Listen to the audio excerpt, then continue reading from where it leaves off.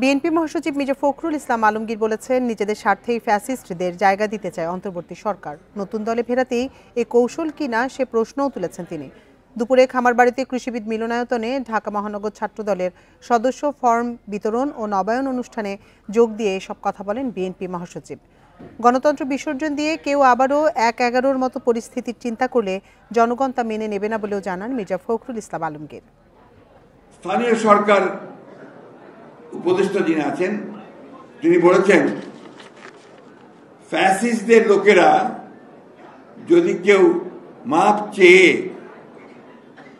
নির্বাচনে অংশ নিতে চায় তারা অংশ নিতে পারবে। এটা কি আপনারা মেনে নেবেন?